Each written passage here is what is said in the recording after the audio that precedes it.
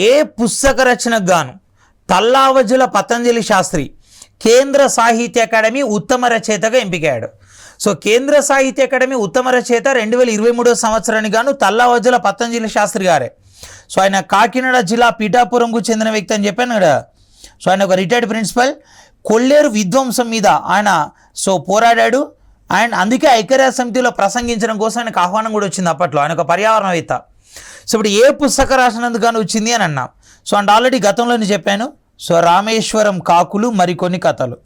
అందుకే ఒక క్వశ్చన్ కనుక జాగ్రత్తగా వింటే దానికి సంబంధించిన నాలెడ్జ్ సో ఎక్కడో దగ్గర మళ్ళీ మీకు యూజ్ అయ్యే అవకాశం ఉంటుంది. సో రామేశ్వరం కాకులు మరికొన్ని కథలు. ఓకేనా. సో ఇక్కడ ఇచ్చిన ఆప్షన్లు ఏంటంటే డి అన్నమాట ఆన్సర్. సో ఆన్సర్ వచ్చేసి డి. ఇక ఇంతకుముందు ఒక వర్డ్ చెప్పాను నేను. సో కేంద్ర సాహిత్య అకాడమీ ఒక ఫెలోషిప్ ఇస్తుంది. దాని గురించి మనం తర్వాత మాట్లాడదామని చెప్పాను కదా, ఇక్కడ చెప్పేస్తాను చూడండి.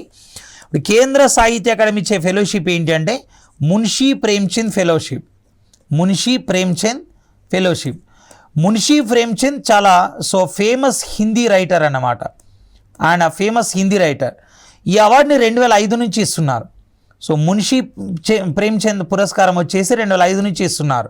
ఎందుకంటే అప్పుడు 2005లో ఆయన 125 సంవత్సరాల బర్త్ సెలబ్రేషన్స్ అయినాయి.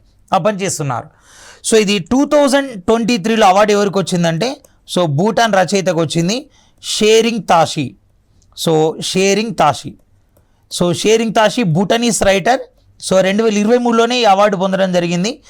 భూటాన్ దీన్నే ల్యాండ్ ఆఫ్ థండర్ బోల్ట్, పిడుగుల దేశం అని పిలుస్తుంటారు. అండ్ భూటాన్ రాజధాని వచ్చేసి మనకి థింపు. అండ్ భూటాన్ పార్లమెంట్ వచ్చి షోంగ్డు అని పిలుస్తాం. అండ్ భూటాన్ ప్రధానిగా కొత్తగా వెరీ రీసెంట్గా షేరింగ్ టోబ్గే వచ్చాడు.